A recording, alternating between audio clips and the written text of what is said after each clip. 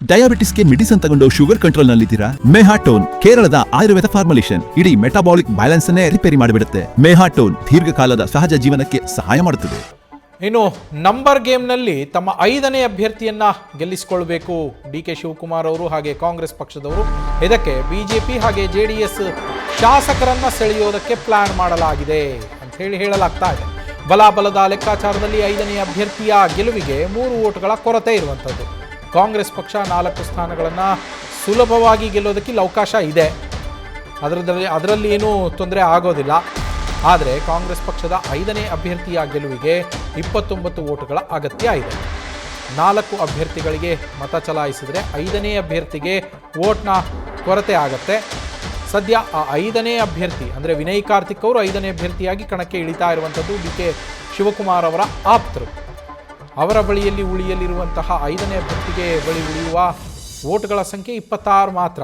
29 ಅವರ ಗೆಲುವಿಗೆ ಬೇಕಾಗೋದು, ಆದರೆ ಅವರಿಗೆ ಸಿಗುವಂಥದ್ದು 26 ಮಾತ್ರ. ಅಂದರೆ ಕಾಂಗ್ರೆಸ್ಸಿನ ಶಾಸಕರು ಮತ ಹಾಕೋದಕ್ಕೆ ಸಿಗುವಂಥದ್ದು 26.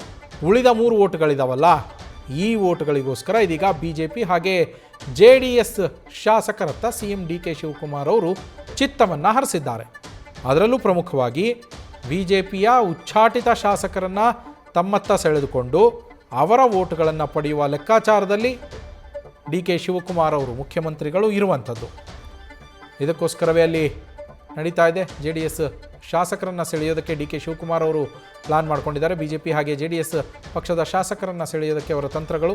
ಬಿಜೆಪಿಯ ಉಚ್ಚಾಟಿತ ಶಾಸಕರಾಗಿರುವಂತಹ ಎಸ್.ಟಿ. ಸೋಮಶೇಖರ್, ಶಿವರಾಮ್ ಹೆಬ್ಬಾರ್, ಬಸನಗೌಡ ಪಾಟೀಲ್ ಯತ್ನಾಳ್ರನ್ನು ಸೆಳೆದ್ರೆ ಆ ಬಾಕಿ ಕೊರತೆ ಏನಿದೆಯಲ್ಲ 3 ಓಟ್ಗಳು, ಆ 3 ಓಟ್ಗಳು ನಮಗೆ ಸಿಗತ್ತೆ ಅನ್ನೋದು ಲೆಕ್ಕಾಚಾರ ಅವರದ್ದು, ಮುಖ್ಯಮಂತ್ರಿಗಳದ್ದು. ಒಂದು ವೇಳೆ ಇದರಲ್ಲಿ ಯತ್ನಾಳ್ ಅವರು ಒಪ್ಪದೇ ಇದ್ದರೆ ಜಿ ಟಿ ದೇವೇಗೌಡರಿದ್ದಾರೆ, ಅವರನ್ನು ಸೇರಿ ಕೆಲವರನ್ನು ಮತ್ತೆ ತಮ್ಮತ್ತ ಸೆಳೆಯುವ ಪ್ಲಾನ್ ಕೂಡ ಇದೆ. ಅಂದರೆ ಜೆಡಿಎಸ್ನ ಕೆಲವು ಶಾಸಕರನ್ನು ವಿಧಾನಸಭೆಯಿಂದ ಪರಿಷತ್ಗೆ ನಡೆಯುವ ಚುನಾವಣೆಗೆ ಪಕ್ಷಗಳ ಬಲಾಬಲದ ಆಧಾರದಲ್ಲಿ ಈ ತಂತ್ರಗಳನ್ನು ಮಾಡಲಾಗ್ತಾ ಇರುವಂಥದ್ದು. ನ್ಯೂಸ್ ಫಸ್ಟ್ ನಿರ್ಭೀತಿಯಿಂದ ನಿಮ್ಮ ಪರವಾಗಿ.